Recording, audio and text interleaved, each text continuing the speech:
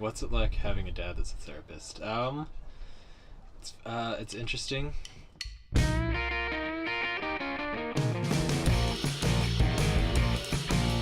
It's definitely interesting. I would say it's something that can be very helpful, but also annoying. Having the office here in the backyard and having it at home has actually been really nice. You know, if I need something, I can just come out and look and see if he's available, and it's really nice. We like to spend time together, so I love it, actually. I actually pick up attributes, I guess, just from hearing them a lot on the phone. Sum it up, I'm a project guy. I love fixing things, I love building things, I love taking things apart. He likes his projects. Jonathan likes his projects. Especially vintage vehicles, restoring things or making them work again. I like building projects out of wood or just, improving the house or the property or whatnot. I've known Jonathan since 1987, the summer of 87, it'll be 30 years. Back in the 80s. Oh my gosh, the 80s. We actually had phone books, right? Remember that? We were both up at BYU. We got in on probation because we were both not so bright. And those type of people just kind of flock to each other. My wife and I were just recently married and, just poor, struggling college students trying to figure it out. Young, married, stupid, but happy, trying to, figure out life and all that. All I had was a little Honda 80cc scooter, little green, little jobber. Just 35 miles an hour top speed. And at the time, I was a painter for student apartments for a property management company. And that's how I would go to my job. And I would have a 5-gallon bucket on the floor, sometimes 2 5-gallon buckets full of paint. Paint poles strapped to the side. Milk crates on the back holding other paint and gear and things like this. Dangerous and ridiculous and but you just make do, right? And so my buddy Steve, he was a Volkswagen guy. Since he was 15, he got his first Volkswagen Beetle. He was so excited as a 15-year-old kid. He bought it with his own money and didn't really know how to work on those things. And he slept in his Beetle the first night he got it. He was so excited as a kid, But he happened to come across what is now the chalk bus. And it was painted off white, the original color. And I saw it up there for sale. I think it was for sale for $800. And I think that he got it for a little bit less than that even, but I just saw it and I thought, man, that would be a great vehicle for John. Not because he needs it or wants it, because I wanted him to have it. And then I brought it home and that became my paint truck and put all my gear in there. And then of course, my wife and I would take it camping up in the mountains and go up the Alpine Loop and barely, they don't go very fast. So we would take it camping wherever we could and just have fun with it. And then eventually broke down. Graduate school, I had no time to work on it, and certainly no money, and so it just sat, and it just sat, and it just sat, and it just sat. So it's kind of what I called our mobile storage unit. My father-in-law would tell my wife, John needs to get rid of that thing. He should sell that and get some money. And Kara was always real supportive. She said, no, that's just his thing. No, we'll get to it sometime. It was sitting out behind his office, and it was just rusting away. And my involvement was nothing except for nagging him to get that vehicle out from behind the garage and start working on it. It was in pretty bad shape. There's a lot of rust in it. So we started with some random tools that we had with a drill and a wire brush and trying to get all that rust out. When you're a teenager, any vehicle is a cool vehicle to have, just to have wheels, right? It was freedom, it was power. My dad had actually said basically that if I was willing to work on it and fix it up, that when I was 16 it'd be mine. And it's not the case now.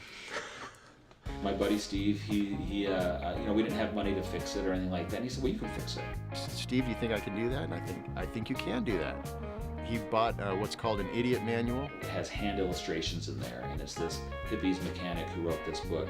So he said, just read through this book, step by step, super carefully, take everything apart, mark everything. And I've never done anything like this before. Maybe I've changed oil or things like that. Took apart the whole engine, rebuilt it, nut and bolt and everything, and started right up. It was amazing. Just the fact that I got it running again was a huge victory after all those years of it being the mobile storage unit. That felt so good, just to have it running again was exciting. I remember just when he started getting it working, it was in the middle of winter, maybe 2013 or 14, and He got like Christmas lights around it, and he does that every year now. There wasn't a door, but it worked, and it at least got us around the block. I was doing some body work on it one day in the driveway, just getting out some rust and putting some black primer on it. And my daughter Molly happened to be out on the driveway just drawing with some sidewalk chalk. And this black primer is kind of rough in its texture, and I was filling up kind of this panel of the door. And of course, well, buses are pretty flat, not a lot of contours, and you put the two together and you go, oh, well, it looks like a chalkboard. Hey, Molly, come over and see if it'll take the chalk well, and it took the chalk great. And so she drew on it, and I figured if it messed up the body work or whatever, big deal, just sand it off and start over, And that's when his idea came, and I don't really even think he asked, he just did it. And so I just said, oh, okay. I didn't really have money at the time to do a real paint job like I wanted to do, like, the really nice restoration, full gloss, just a gorgeous, beautiful bus. But, I had enough money to go buy cans of Rattle spray paint, at Home Depot, and I thought, well, I'll just see how it goes. Let's see if I can make it, just put the whole thing in chalkboard paint and see if it's fun. It definitely wasn't ever meant to be the chalk bus. It kind of happened by accident, but it's definitely an honor to have been a part of that accident. I don't care what age you are, it's fun to draw with chalk, right? That never gets old, right? John and I have attended quite a few car shows together with our buses, but the chalk bus is always, it's never the prettiest one there, but it's always the most attended. People just love the chalk bus. They're always drawing on it. The swarms of people that are just around it. I think that some of the guys with these $75,000 restorations get a little bit jealous of the attention that John gets with the chalk bus. Put a sign on the back that says draw on me and put some shower caddies on with sidewalk chalk in it, and encourage anybody, random strangers, kids, parents, adults, grandparents, whatever, just to come up and draw on it. So instead of look but don't touch, it's look and touch and be a part of it, interact with it, and have fun with it. Draw what you want to draw, and some people draw like, peace, love, and happiness, or, I love so-and-so, or this is cool, or they'll draw a neat picture, and whatever. I'm not gonna sit there and edit it and watch and, hey, don't draw that on there, just let people do what they want. So we just have to be careful when we go out to look what people have drawn so that we can see if there's anything that is unfamily friendly.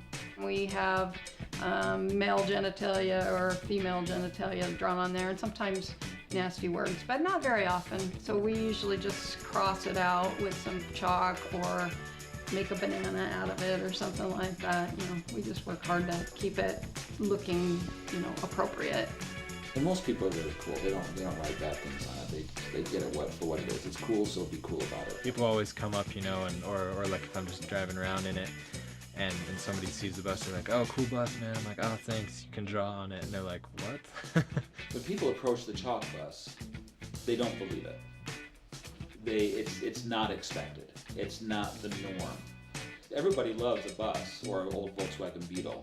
They love it and they see it, and it makes them happy to begin with. So they see it first. They don't know what it is. They see it first, and they're happy to see it. But then when they see, wait a minute, there's chalk on there. Wait, it says draw on me. I can draw on that? Mom, Dad, or this kid or a bunch of teenage friends, they'll notice it, and they light up. Especially the kids. Kids love the chalk bus. I think it's the coolest thing. I love to, when I find a new friend, I like to have them see this as soon as possible, kind of thing, like drive them home in this or something, and they always are like really amazed by it, and like we get in, we're driving, and then suddenly the disco ball turns on, and they're just like, whoa. Not only an attention grabber, but it's a fun attention grabber, and it's something that can, like I said, can draw people in. Sometimes people reach through while I'm in the drive-thru, and they'll reach through, and they'll, the worker will just draw something on it. Just the other day, me and my brother went to Arby's and pulled up to the window, and the lady there that was helping us, she's like, I haven't seen one of those in years, and started asking questions about it. And it was just fun to talk about. So it's a nice conversational piece for sure. You're sitting up high and you're waving at people, and they're waving at you and they're honking. Nobody waves at you when you're in your sedan or your minivan. But when you're up there, it's like everybody's now your friend. People come up and they talk to you. They tell stories of, oh, my grandma used to have one of these, or you know, as kids we grew up with one of those. My dad had one of these, or I've always wanted one of these. If they've never had this story, it's still a story in their mind. It's like everybody wants to connect. In my profession, it's interesting. People ask me lots of times when they ask, well, so what's it that you do? And I'll say, well, I'm a therapist. And I'll say, oh, I couldn't do that. And I'll go, why? And I know the answer, because it's always the same answer, which is, I don't know if I could just listen to people complain all day, or listen to all those depressing stories, or, you know, just people whining and complaining. And I'm like, yeah, that sounds depressing. I'm so glad I don't do that. Yeah, technically, I mean, people are coming in and we're working on problems, but that's really not what we're doing. People are coming in scared to death to come in because they don't know. Walking through those doors, that's not an easy thing to do. You don't know what you're going to get. Are you going to feel comfortable with the therapist? Is he going to be approachable? Is it going to be someone that you like? Are you going to feel judged? Are you going to feel accepted? They can come in scared not just to start the process, but then also to open up your whole heart and your mind and your vulnerabilities and your weaknesses with a complete stranger. That's terrifying. And so for someone to walk through those doors, that takes a great deal of courage, an incredible amount of motivation, an openness, a willingness, a vulnerability. How do you not respect someone like that? How do you not like someone like that? Those are the people I get to work with every day. So that's what I'm doing hour after hour after hour with these types of people. And so rather than being drained at the end of the day, I might be a little mentally tired or physically tired, but more often than not, I'm like, yeah, that was a good session. Yeah, that was a great day. There's amazing people in the world. Usually we hear about all the bad news stuff, right? We hear about all the doom and gloom that's in the world, and that is a part of what's going on, and it is tragic, and we need to attend to that. But the truth is, look around, the vast majority of people aren't messing with each other. The vast majority of people are pretty decent. The vast majority are actually pretty cool. We just don't know it because we're passing by each other on the road. We don't see each other. We don't make eye contact in the store. We don't actually ever stop and say anything besides, hi, how you doing, as we pass. The chalk bus has become another excuse to connect in a real level with real people. It's not weird to approach, and people open up and they talk and they share and they light up, and it's just happy. It's just cool.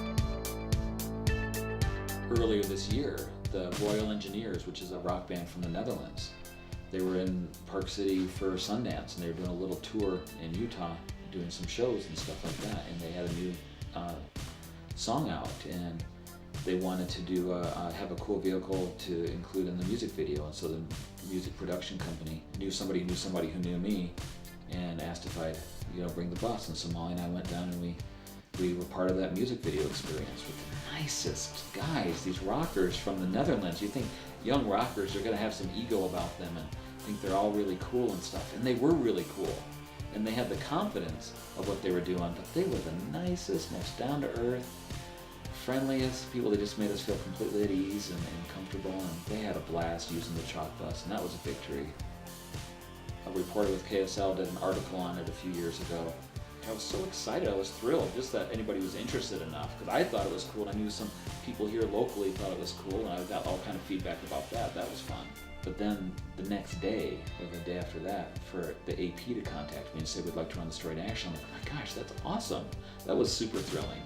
A radio guy down in Dallas, he called me up right after that story and said, hey, can I do a little radio piece, a little like 3-minute fun little other side of the news, happy little news story thing that he does. So all these little moments of connection, I think, are the victories for me.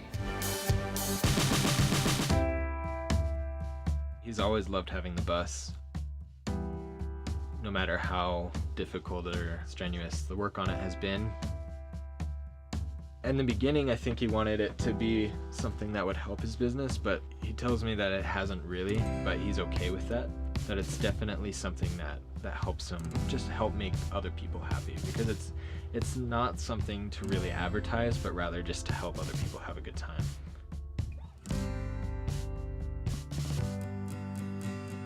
And John has always had this enormous amount of patience with people. I've been with John. We've been out eating lunch or something like that, and people will start, drawing on the chalk bus, and he'll say, "Hold back a minute. We don't want to make these people feel like they can't do that. So we'll have to wait for them to finish." The kids love it, the kids' friends love it. A lot of times teenagers don't want to hang out with their parents, but the kids will say, "Dad, drive us around." And they'll turn on the music and it has a disco light, and they'll turn on the disco light and they'll just drive around for like 2 hours. He does a really good job, not only as a therapist, but as a family man, as a father. I love just being a dad. I love being a husband. I love my family a lot. And so that's kind of my hobby, and is just hanging out with them as much as they'll allow me. I think in our entire life that we've had together, and we were friends for 5 years before we got married, I think I've only heard him say, "Man, I don't like that guy," maybe 2 or 3 times that entire time. He likes everybody. Everybody likes him. Super friendly. He goes out of his way to help people. He goes out of his way to talk to people and make them feel comfortable. He's just a nice guy. Jonathan as a person is not nearly as good as probably a lot of people tell you. Jonathan's a great person. He and I have been best friends now for 30 years, and I think that originally the thing that attracted me to John was his ability to listen and his ability to find interest in what you're interested in. I think a lot of it is how do we use anything in life as an excuse to connect better with each other. He's just really proud of that car. It's more than just a hobby for him now. It's his thing. And I'm not someone to really be materialistic or attached to things a whole lot. Man, I'm really pretty attached to that thing. There's a lot of emotions and memories in that vehicle, actually. Our family identity has been tied to it in a lot of ways. And all it took was the willingness to do something a little bit outside the box, something you're not supposed to do with a vintage vehicle. A few cans, well, a lot of cans actually, a lot of cans of chalkboard paint. That's all it took, was just the willingness to do that, and everyone's responded. It's just been so much fun. I don't think I'll ever change it. 2 rules for life. 1, be kind. 2, don't be a dick. It is therapeutic, yes. He's Jonathan Sherman. Cool.